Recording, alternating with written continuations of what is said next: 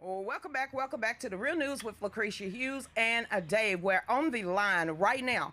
I have Mr. Dick Heller, gun dude, average dude, regular dude is what he likes to be called. Now, yesterday he was had a very important doctor's appointment as he's coughing right now, but he did not even know he had a Wikipedia page. So let me give you a little bit of how important Mr. Heller truly is to the gun You community. can read my Wikipedia page to me. I'll learn something. Well, here we go. It says the District of Columbia versus a Heller, 554 U.S.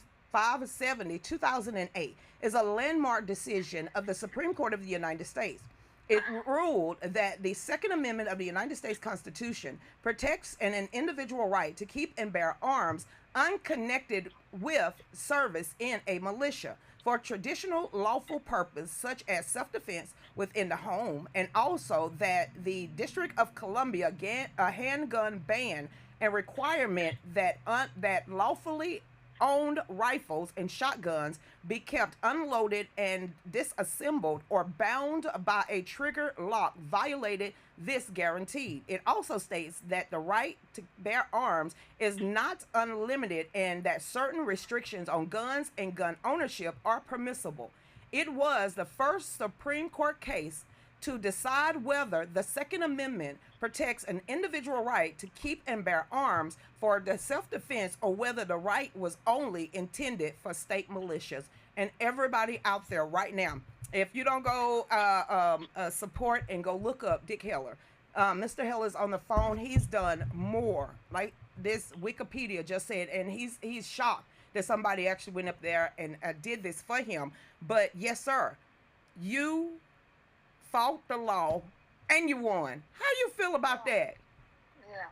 Well, you know, it took 32 years to get there, so it was uh, it was sort of, you know what they say, that success is not the destination, it's the journey. So 32 years of work, and then when you get there, you say, "Wow, it's over. Is that all there is?" But you're still doing more. You're still doing more in Washington. I know one of the things I was reading. Are you still with the federal pen? No, I actually retired last year. Oh, congratulations. You can sit back and relax now. Well, actually, no. It just brought on more court cases and more work. I mean, so I bite off more than I could chew. Before, when you had 40 hours a week, 9 to 5 or 4 to midnight, you had to limit yourself. But now, my gosh, the world. I'd like to go to Europe and talk about gun rights. So Well, maybe that'll happen. well, what about Canada? Because as you saw earlier this week and last week, they are now going house to house and confiscating weapons.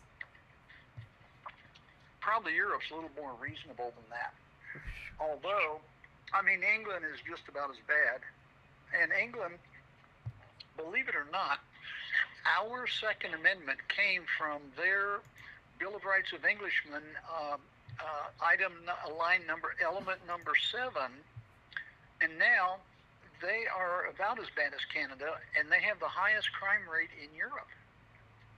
I They don't they think, live. but can they even hold guns, have guns? I just say this in the UK, we know after a certain point in time they started banning the weapons, then they started banning knives, and then they're talking about banning big or getting registration on the big trucks because they are using anything. Do you think going over there to the UK or overseas, you think you can change the parliament's minds? Well, I used to live there, and 19 oh I don't know, can't remember, 1970 something. No, I think I was there in school and working in 1975. And I think I came by maybe 73, and I came back, and then that's when the gun issue started. And my boss, uh, who in London, he was now living in France somewhere in 2008, and we were good buddies. Had beer once in a while after work. It's a British tradition. Go to the pub next door, And he said, "Congratulations on your great win." He says, "I don't agree with what you did." What, fighting So, for our rights? Because I'm just sitting here and I'm reading as I'm listening to you the issue. How in the yeah. world was it? How could you protect yourself if your handgun isn't assembled and isn't having one in the chamber if necessary? Then it's inoperable and it's basically a paperweight. That's a very um, interesting and dynamic question, because in the courts, perceptive question also, because in the courts, Justice Scalia made a joke out of it. So, I can't remember the lawyer that was for the district, but he said, "But Your Honors, it's real easy. I did it myself. It only takes 4 seconds to do whatever you had to do to put the magazine in and take the safety off, or whatever the regulations were back then." And Scalia says, "Yeah, after I find the light switch, to find my glasses, to find out where my gun ended up in the drawer." And it's one of the few times that the whole court can chuckle. So here's him. So he's willing to leave his house unprotected because he might have a security detail. So, but all the rest of us people out here in the real world that lives, just take Washington D.C., which is crime ridden. That's one of the stats in Washington. So You mean the city? the city, Not Scalia. yes, Yeah. the city. Well, So we know there's crime up there. So no one can protect themselves. But you told me, or someone told me, that in the perimeter you can't even have a shell cartridge. well, it's not that bad anymore. I mean, we brought about. I'm working on case number 18, I think, or 17, and so we've mellowed them out a little bit. I mean, even to the point where you can't have an AR-15, but a couple of months ago, sometime this year, they did register mine. So we sort of think maybe when they see the steamroller gun dude coming, they kind of, mellow out on the moronicness of their regulations, the So idiocy. who's allowed to have guns in Washington D.C. then? Only the military or like police officers? No, come on, everybody. It's Oh, illegal. I'm not talking about like illegal guns. I'm talking about like who can actually Yeah. have legal guns though. Uh, all qualified citizens, which would be those that are patriots, law-abiding, have a job, not criminals, not insane, and not illegal aliens. So we've pretty much blanketed the area, and we you can also have concealed carry. It just takes a little bit more work than we'd like, because we know that regulations don't apply to criminals. None. Stevens, Yeah, which one so is Stevens? Which judge is Stevens? Because I'm looking at the dissent and then I'm looking at the discussion, and it seemed like yes, Stephen doesn't have a grip or a grasp of the Constitution. It says the dissent feels that the Second Amendment was adopted to protect the right of the people to maintain a militia, and thus there is no right to use an arm for non-military purpose such as hunting and self-defense. What? This is Supreme Court justice came out of. They said that on the bench. yeah. I remember it was 5-4, so you had 3 liberals and Stevens, so that was the 4, and. You're not going to get 100% of anything, but we were really concerned that it was a 5-4 thin margin. Now, with 6-3, and 3 of them appointed by that magnificent President Trump, we stand. I mean, there's a whole lot of cases coming out. There's two AR cases. The machine gun cases will be back. I'll make sure of that. I got a number on that, like maybe number 9 or something, which just waiting to be filed. But you have to. It's like you can't do everything at once. For instance, when I tried to register my one little revolver, and that was 1976. No, I wasn't going to register it. When I wanted to bring the case that I could have it, so you couldn't even have them. So You couldn't I have bought it in any guns 76. up there before 2008? Well, criminals were loaded before. Oh no, in '76 was the mark date. On '75 they passed the law, which took effect in '76. So after that, everybody had to turn in their guns or throw them in the trash. You know how that works, or go to jail. Wow. And I said, no, don't like it, any either of those. So I had to get it out of town. And then in '76, that was '76, and then in '08, when all I did is, we said it's time to bring a case, so I went down and tried to register my gun. And that's when we got rejected, of course, and that's an interesting story, Mm-hmm. and a cute story. And then, you want to hear it? Yes, go ahead. Wait a minute. I Okay. want to hear when your house got shot up. Okay. Who shot up your house? When I'm Well- just scanning. But you go ahead. Why your house get shot up? Yeah, well, you're jumping ahead. I thought you wanted to hear the other I want to story. hear. I want to hear the other story. Go ahead. Okay, yeah, so when it comes time to register, I put on my business suit and I go down to the MPD registration unit, and I said, "Hello, sir, I'd like to register a gun." And so he figured it was a shotgun or a rifle, correct? So here's the form. Okay, I filled it out. And he's walking away and says, "Oh, let's get you registered." Whoops, this is a pistol. A handgun. I said, "Yeah, I'm a cop. I figured I ought to be able to register it." And he says, "Well, no, you can't register. You can't have handgun. You can have other kind. You can have long guns." And I said, "You know, I know there's a law, and it's probably got 27 digits. Could you just write it down for me?" And he wrote it down. And I said, "Can I call you back if when I have a question?" Yes. So he wrote his name and phone number down.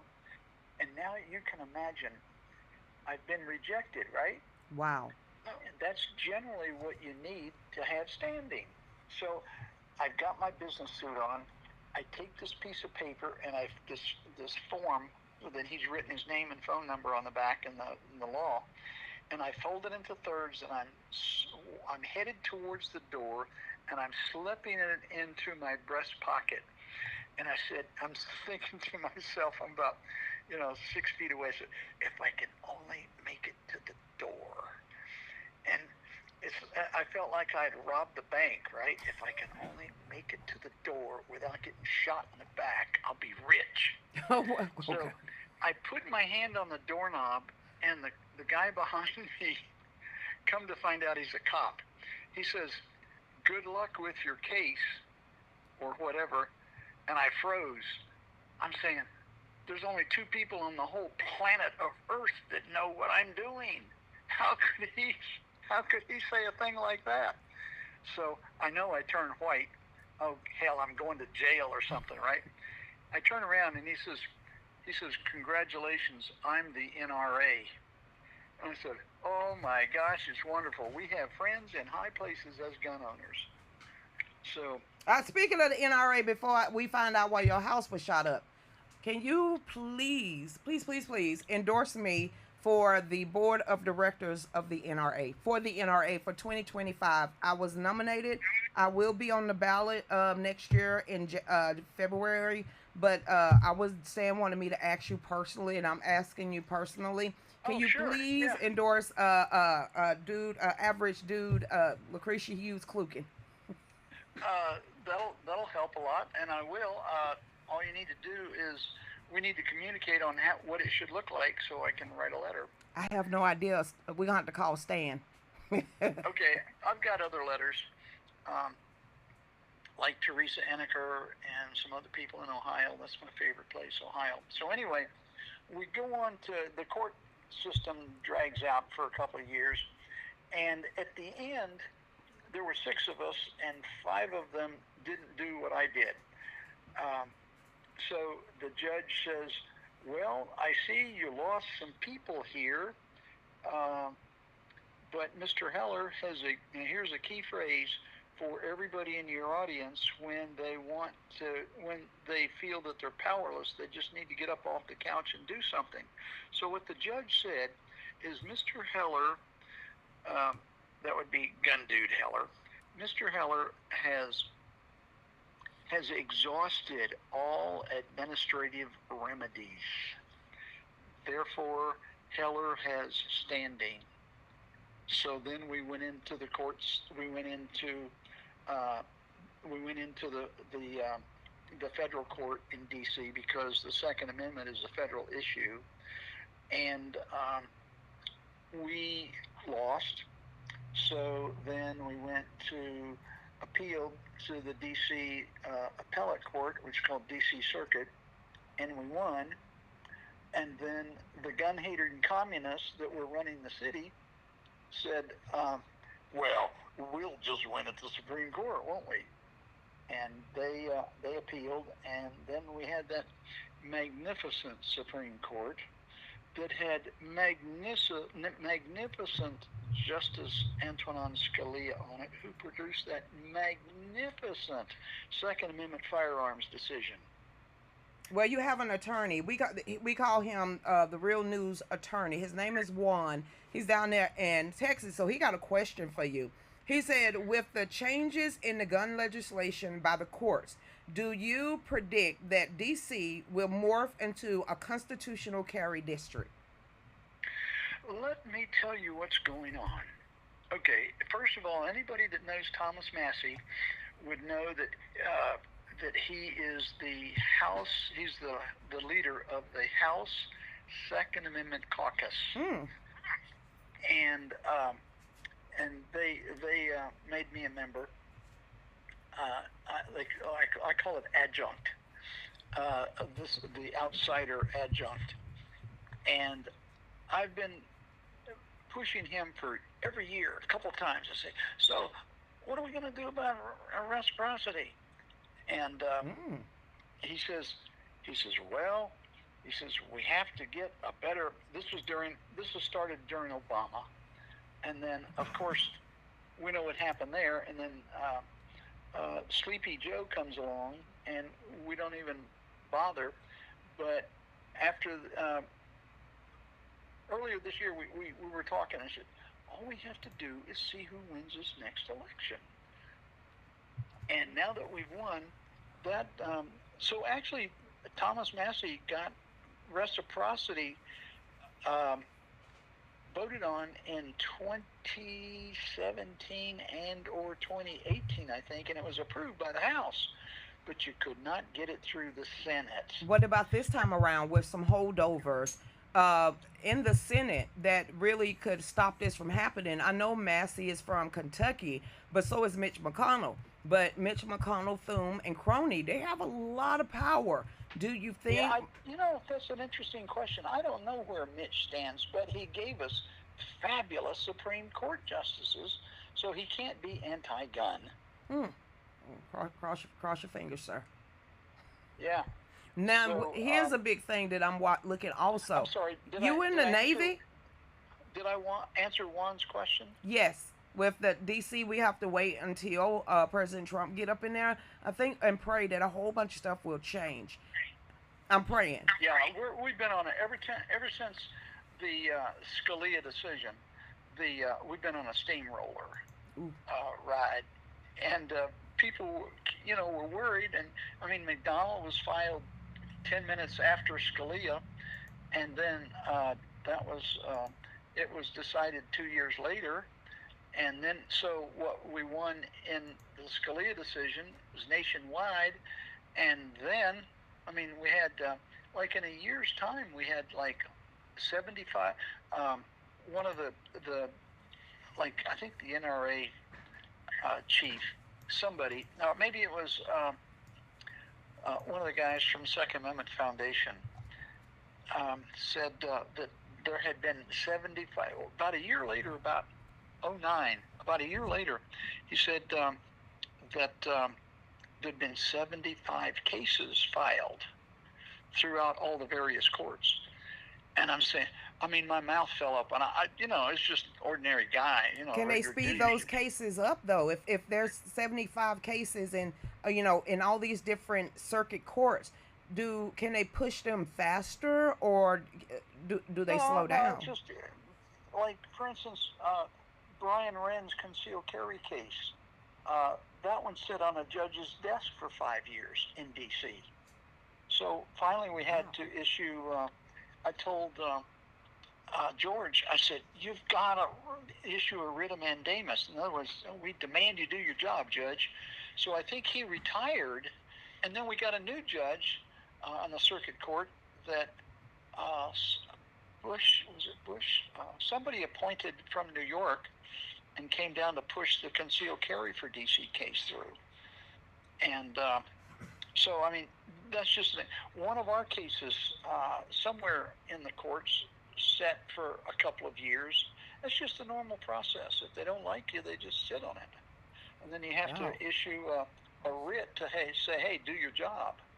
It's called mandamus. Now, before we go on break, because a lot of people didn't know this about you, and neither did I, because this ain't going to be the last time you be on the show, because we got to take a hard break. You know you was a paratrooper? Yeah. Does it say that in the case? No, it said on your on your hellerfoundation.org, and I'm just scanning it, the main page, and what you do for, nonpartisan educational organ. You was a paratrooper. What is going on with the drones? What is in the sky? Dick, what's in the sky? What's in the sky? It's in now in Oregon. Hey, you got to go to the FBI for that. That's above my pay grade. But you live in Washington. Look up. What's in the sky? Yeah, no, they're bombarding New Jersey at the moment. That's all I know. They went above. It's a video that came out like this morning that there's maybe like 4 or 5 of them in line around the Statue of Liberty. And one of these, I guess you want to call them drones. They're saying they are the size of SUV. You got then the Pentagon or the Defense Department came out here and said they're not manned drones, but they're not illegal people, not foreign nations. Then what is it, Mr. Hiller? Because it's gotta be UFOs. UAPs. You youngsters. You're dealing with the propaganda. I'm going to call them UFOs. I don't care what the government says. I call them UFOs too. Do we have any right to shoot them down? I'll tell you what. One guy said that when he had one of those UFOs in the lab out in Area 51, true story, and this is what he said in Congress. He said when I think it was Macy said, do you know of anyone that has been killed by UFOs? And he said, yes. And he said, aggressively? And he says, well, one guy tried to harm one of them, and it killed 19 people because it was defending itself. Now, you can look that up on YouTube for the House hearing that was held just a couple of weeks ago. So it's self-destruct. Like the Terminator. Oh, they are, yes. Yeah, they are way above guns. Wait. That was the Aliens versus Terminator, where the aliens, Arnold Schwarzenegger was getting close to killing him, and he pulled up his arm and started pressing on some buttons, and he self-detonated himself and just wiped out the whole jungle. Lord have mercy. I must have missed that one.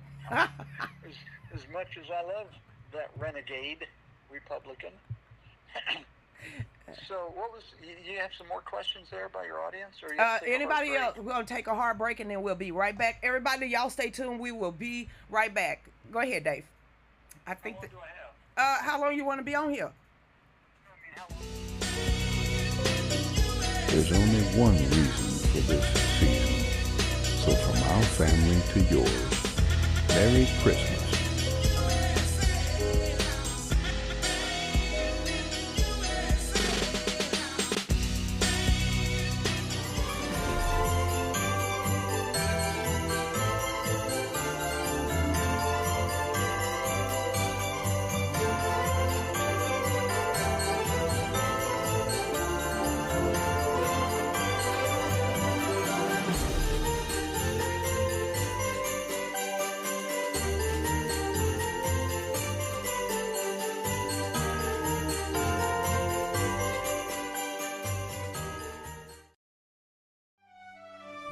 through the whole month of December. Everything at fallbackusa2.myshopify.com is 15% off. So order now to beat the Christmas rush. And everyone gets a free gift with your order.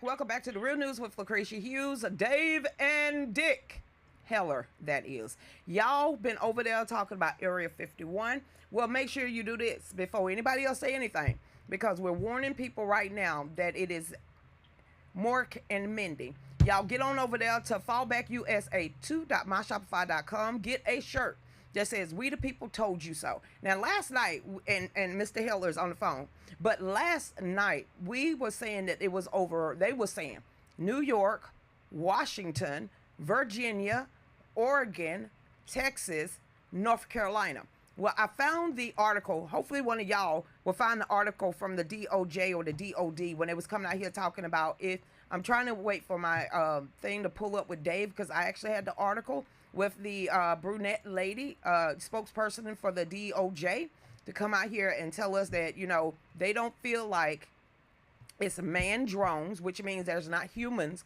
in there driving the drones, and the Iranian motherboard or mothership is not sitting in the East Coast. So that is what came out. Well, the FBI person came out like, they was asked point blank, what are they? And they literally said, I don't know. That's the first time that the FBI told the truth. So I have one. There you go. Yeah. This one is from Oregon. Now listen to this. The FAA pilot reported unidentified lights in Oregon. It said the commercial pilot reported mysterious lights moving at extreme speeds in Oregon airspace last week. It says the leaked cabin audio from the United Airlines flight near Eugene, Oregon last Saturday revealed a recording of two pilots with an air traffic control, with which controller telling one pilot to maneuver as necessary left and right to avoid the UFO out there. So that means they was picking it up on their radar. Oh yeah, I was listening to something today where there were 3 or 4 planes that saw something zipping in and out towards the coast of California, somewhere around LA. Wait. So they on the West Coast and the East Coast? Oh, they're in China, Russia, they're everywhere. I think they're trying to tell a message about world peace or something. Wait. Oh, okay. Let's see if that's the article. The world peace. It says, and listen to this. Pentagon says mystery drones flying over the East Coast are not United States military, but also not foreign controlled. That's coming from the Pentagon. So if the Pentagon is saying that it's not us, it's not our military, and they don't feel like it's a foreign adversary, what is? Who has the technology to do warp speed and do all these maneuvers if it's not us, it's not China? It's you said Elon Musk. Probably not. But as an engineer, I'm a believer, because I was looking at one the other day. You know that pilot Fade that chased the Tic Tac thing around for a while on the East Coast? Yeah, they called him crazy. Wait. Which one is this one? The Tic Tac pilot. His name is Fade, and he testified in Congress. He was the one that chased the Tic Tac. Okay, because I watched part of that, and I was like, well, that's why I asked, which one are you talking? Okay, go ahead and tell everybody about the Tic Tac UFO. He was chasing another one, and he was down maybe I don't know, 500 feet off the ocean, and there was a UFO under him. It looked like it might have been 10 or 20 feet off the water, and this UFO, and it's on. Fave's got it on the camera.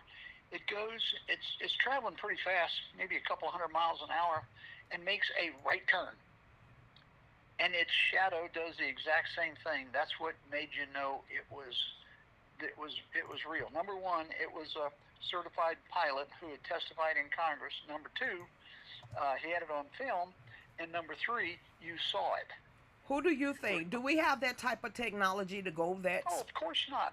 To make a right-hand turn at a couple hundred miles an hour, you'd be splattered off the windshield. So all your guts would fall out your side. I mean, that's why a pilot cannot do even 9 Gs and live, which is the maximum, and live without a pressure suit.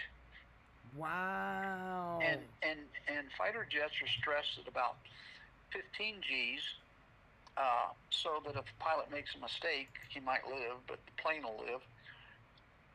So what about all these decades that these pilots been coming out here telling the truth, but they was being called crazy that UFOs don't exist? So they've been lying to not only the American people for decades, they've been lying to the global community of people for decades.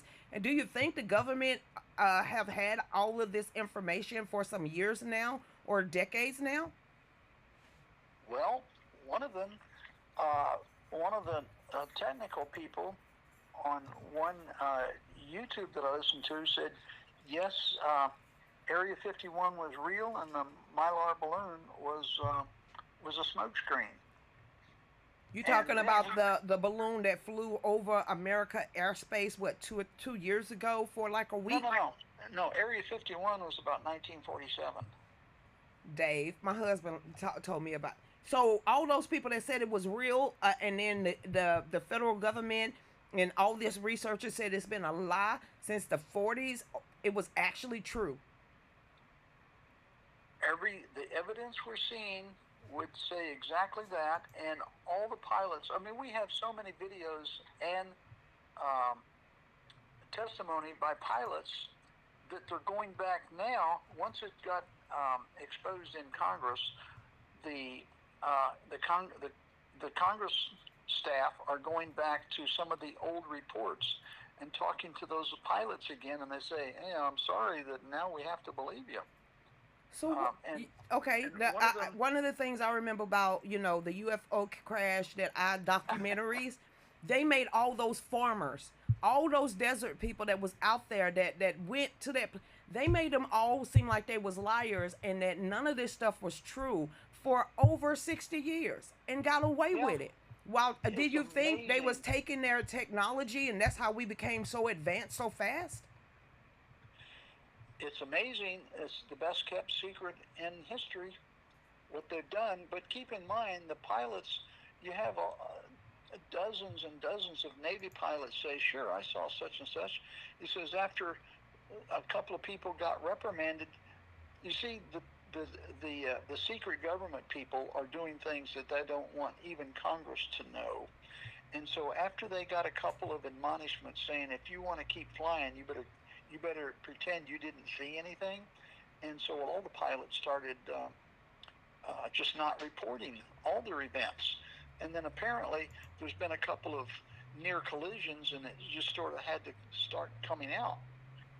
And then someone leaked that F-18 pilot, his name was Fave, Major Fave or Captain Fave, that testified in Congress. Mm-hmm. He had captured it and had a dialogue with his pilot buddies, wingmen, and somehow it got into the hands of the New York Times, and they published it. And then earlier this year is when you saw it on television. If the New York Times gets it, it's going to be told to the world. And then that's later on. Then now you have the congressional investigations of, hey, we want to know what's going on. Oh, you ever heard of the 4-minute video? The 4-minute, no. It's just something that popped up on my timeline, and I'm gonna say conspiracy alert. And it was a It was a guy telling a story. He had high top security clearance. He was trying to print out something one day, but the paperwork he was printing off went to another floor in another location. Where he went Is that the Wilson memo? is this it? Where it was, he went into the room. It was a bunch of important people around this table, and all of a sudden he knew he wasn't supposed to be there, but he was in there. So they made him sit down and watch a video.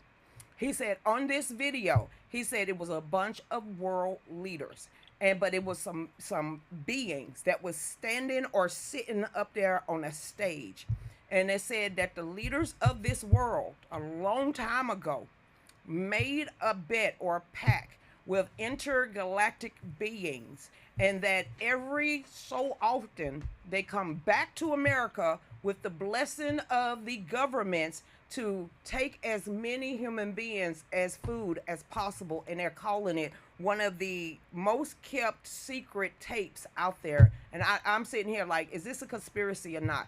Do the leaders of our world been making bets for years now or decades now, all the way since Roswell crash, and it has been happening all around the world? And this is where we got the UN. This is where we got the World Economic Forum, and this is why our global leaders are so secretive about Antarctica. Like I said conspiracy first before I started saying that. You got the wrong guy. I'm the gun guy. But I've been following UFOs for about the idea for about 55 years. So I've been, the preponderance of the evidence says you have to lean in a direction of something that's just unexplainable. So any rational explanation could be valid. So did you hear about what happened in Miami? And I know we way off the gun thing, but this time, was it this year? Actually, earlier this year, the mall down in Miami, they could not figure out what was happening with a whole bunch of police squads, departments went to Miami Mall, and they're saying that there was some alien beings or UFO beings that was flashing in and flashing out in front of a mall full of people, and they tried to cover it up. And I think that was earlier this year. And then last year, that's when I read. You read that? I saw a video on that. It was a police report, and it said these aliens accidentally materialized in the middle of a mall. That was so funny. Oops, we got to get our GPS adjusted. I'm not saying anything is far-fetched at this point. I'm not personally, because like you said, some of this stuff, when you've been seeing the documentaries, you've been hearing this stuff, everything isn't a conspiracy, because we see a lot of stuff is coming true.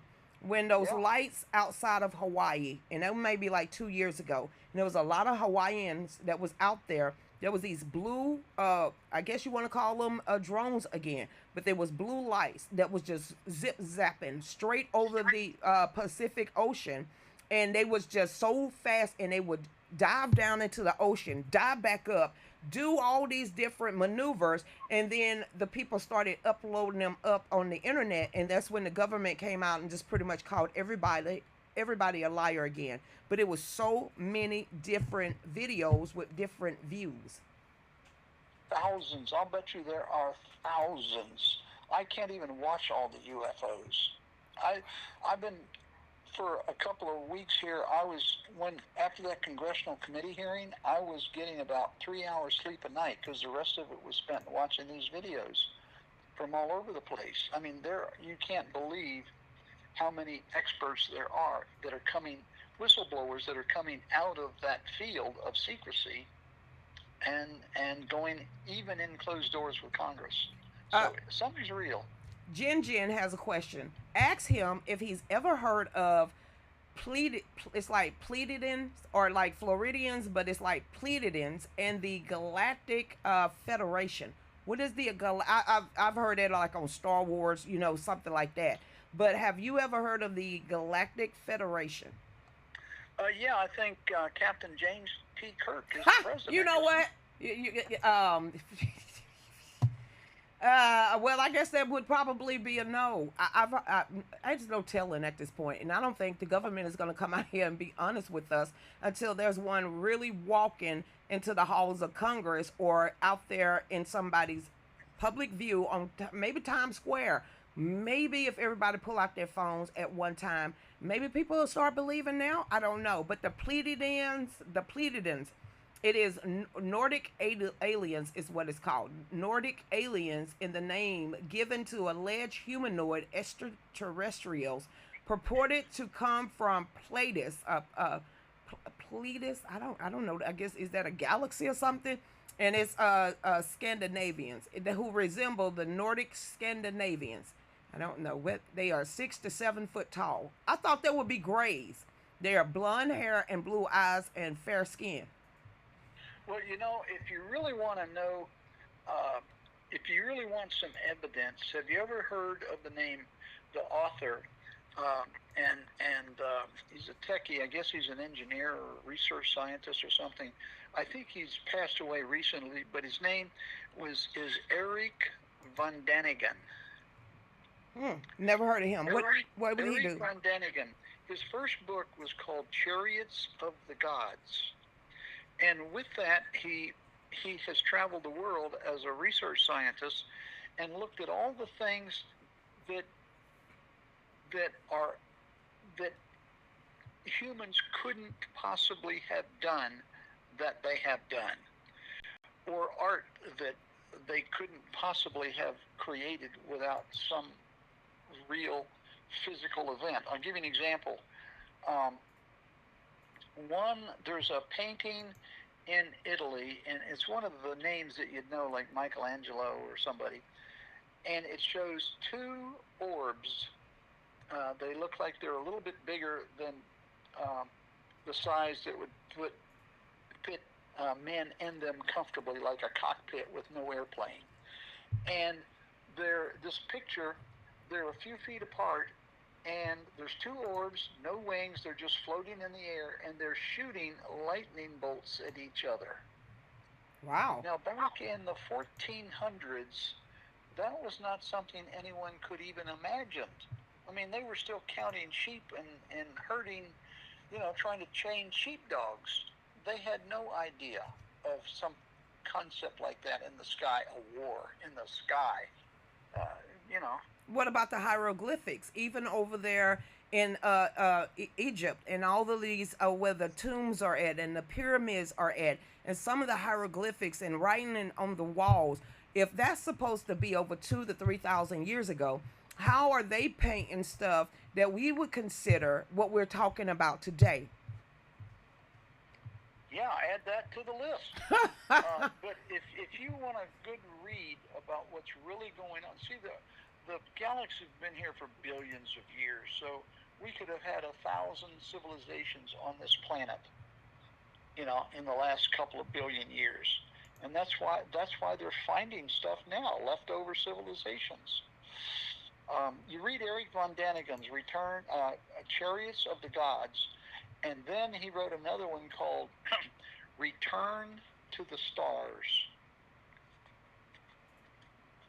And that does the same thing, just more of the same. And I'll give you another example. Those petroglyphs out in Arizona, you know what those are? What? Those petroglyphs are paintings or rock formations in the desert that are about a mile or two in size. Wait a minute, I thought that was South America. They're in both places. There's some in Arizona. There's some in South America. There's different shapes, scorpions, birds, and nobody ever saw them until some pilots noticed them one time. So they were there before aviation and before people could draw a straight line for miles at a time. Wow. And yet these are figures. Now, I've seen the ones that are, I don't know how all of these documentaries come on my phone, but I did see the one in down there in South America. The ones over there in, you said Arizona? I got to look that up. And you can see it from the sky? You can do it from Google Earth and all of that? I bet you can. I mean, wow. what they've done is presented photographs of them. I mean, they're around. Oh, I mean, I've seen them over the last 50 years. I've seen them off and on. Someone discovers a new one, or some scientist does some research on it and finds something that's newsworthy. Do you want the government to be transparent? I don't care if it's gun rights. I don't care if it's what's in the sky rights. Because if we don't know what's in the sky and they're trying to take our guns, well, I don't think our guns would do anything towards these beings or at this point.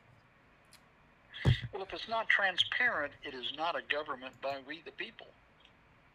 Well, it hasn't been well, do we have a government by we the people? Because they haven't been transparent in a long time. Well, very good question. Very good question. What is, for instance, what is there's always a hidden agenda. So, for instance, Mancini, or what's his name from West Virginia? I call him Mancini. Munchin.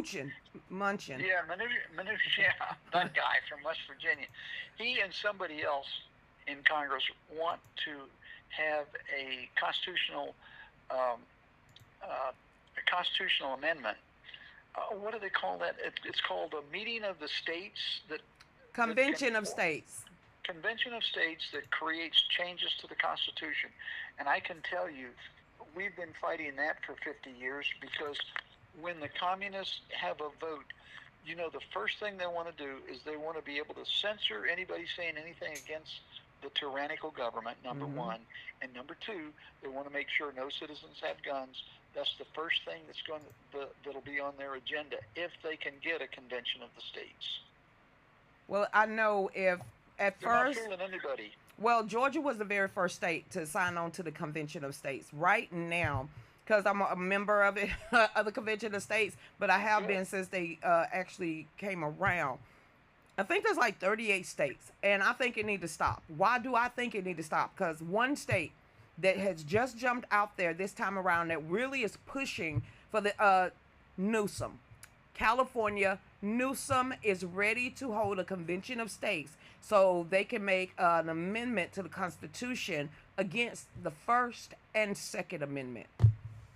Yeah, well, he is just a verbose, he's just a loudmouth that's coming up with any kind of leftist idea he can to create publicity for his run for the presidency. And there's nobody coming from a failed state that's going to get enough votes to become president. And I was just thinking about that today. What does it take for California to turn around? Does it have to go bankrupt and we stop sending my tax dollars so that they ultimately become a third world country, and then we'll be able to return and vote freedom kind of government? I think that's what it's going to have to take is the federal government. Once they're, because, he's already said, we're going to keep these illegals here. Keep in mind, we're a federalist system. The government, we don't want them doing tyrannical stuff like taking over. What we have to do is let them fail. It's like, look what's happening in New York. Finally, Governor Adams says, hey, please help us send all these immigrants home. We have too much crime. We don't have any place to put them. We don't need them. So even he's turning around. I think that's because they indicted him and he don't want to be a Democrat. Did you know he was a Republican before? And then he switched parties and become mayor. And now that the Democrats is, indicting him and he might be going to jail, he's now saying, hey, there's a lot of crime on the street. Sir, wasn't you a cop? When you like the top cop? And then you just started saying it was a sanctuary city. He pulled a lot of favors. Kind of like a bait and switch, huh? Well, they baited and switched him. Yeah. So everybody, because we are about to end the show, can you come back, Mr. Heller? Can you please come back? Because Stan already said you don't like the camera, but you can talk on the phone. Stan told me your secret. Yeah, okay. As long as I prefer to talk about guns because as fascinating as Area 51 and UFOs are, I just swamp myself with information and you can't remember any of it. I remember. I listen to everything you say, sir. I remember the first time I met you in Washington D.C. when the Women for Gun Rights was a D.C. project. I remember we was at the Republican, dinner that day, and I was like, "Ooh, who that man? Who that sexy man is right there?" And it was like, "That's Dick." I said, "Dick Heller," and then I already like, and then I walked up to you, and every time I see you, I walk up every now and every. I know who you are. You know what I really get a kick out of. You be in a situation, and it happens a lot, and they say, "Oh, yeah, I'm George. Oh, hi, I'm Dick Heller." And they say, "Oh, glad to meet you, Dick Heller." And then they say, "Glad to meet you, Dick Heller." Are you the Dick Heller? It's like they say the name and then it registers, right? And I get a kick out of everyone's Because reaction. you just don't know how much you are admired out here, not only in the gun community, but in the the constitutional community, and a lot of people that's standing up because you did it. You just don't know. You are like a one-man wrecking machine and a paratrooper at the same time. I started to tell you a story before. Well, tell us the story. We got like 5 minutes. Okay, in 08, after that magnificent Scalia decision, my good buddies now, Larry Pratt, he was on the news, and a few minutes later it was on YouTube. So he says, "That Dick Heller, he must be a communist," and it's like, that'll turn your head around, right? So that Dick Heller, he must be a communist. He didn't even ask for machine guns and bazookas and airplanes, jet fighters. And I'm going, "Oh no, he didn't." So I backed it up and played it again. That Dick Heller, he must be a communist. He didn't even ask for machine guns, bazookas, and jet fighters. No, because you could just take them on by yourself. And after a while, the first time it was very sobering, it's like disbelief. The second time, it was kind of humorous, because what you have to do is, you could say, go up the ladder one step at a time, but I like to say, I made the barn door just creak open. And you let a lot of us in there to help you fight. And then other people kick the door open, like McDonald. I mean, if you go from, yes, one guy, Dick Heller, can have his gun, and then McDonald comes along, and Lorna noticed McDonald come along, and they take that one gun and they put a multiplier of about 50 million on it, so that it's the right exists from California to the Atlantic. Okay, so that's what really kicked it open, and then you had a lot more, and then came the trifecta of Bruin. Well, at least you started it, and you gave people the gumption and wherewithal to know that if you can stand up and do it, then a whole bunch of us can get out here and lock arms with you and help you fight back. So everybody, So that's why I want that ordinary guy T-shirt, ordinary dude T-shirt. Dave, what'd you say? Average dude. Yeah, he said average dude T-shirt. And Dave got you. He actually got it in there. I just got, when we get off, because you're not finna put your address out here for everybody to know. But when we get off, I'm gonna ask you for your address, and we're gonna get that, and we're gonna send a hat too. Okay, don't need a hat. Don't need a hat. I got my Trump attitude hat now. I was gonna put average dude on it. No, I like the man. Well, if it's got a gun on it, I'll certainly wear it. I'll tell you that. Why you give Dave a whole nother idea? Okay, so yeah, are they going to be orange? Yes, there will be orange. You said you want white letters? Oh, I don't know. Whatever you think goes with orange. Yeah, I think it's black. Orange is the new black. Probably. So we're just gonna go ahead. So everybody, this is Dick Heller. Like I said, if you want more information on Mr. Heller, you can go over to the hellerfoundation.org. You can get a lot. My God. And you could go donate. You could go try to see how you can help out, or you could just go learn. This won't be the last time we're on here. We'll take, again, 45 minutes to talk about guns, and then the rest of it, how can we take over the world? So everybody, How about let's plan something before inauguration? let's do it. We on here at Another night. hour. Well, next time just call and be like, I'm gonna call you, and I'll just make sure I pick up. Okay, great. It's been a pleasure. Yes, sir. Hope to do some more soon. All right, sir. You have a blessed night. Be safe out there. Bye-bye. Okay, Everybody, thank y'all so much for tuning in, because, you know, it is, we talk, thank y'all. So make sure y'all, and thank you, Mr. Hiller. Thank you, Veterans for America First. Thank you, One Pika Pika, for asking questions, and everybody over there for talking about Area 51, because that's what y'all was talking about. So everybody get over there to fallbackusa2.myshopify.com. Y'all can support us that way, or just donate. Go ahead, Dave. My butt hurts. All right, Jen, Amanda out there. Where Chrissy go? All right, then, everybody, y'all have a great one. All right, Chrissy, have a good night. Jen, see you later. Don't even worry about it, girl. All right, then, y'all ready to see?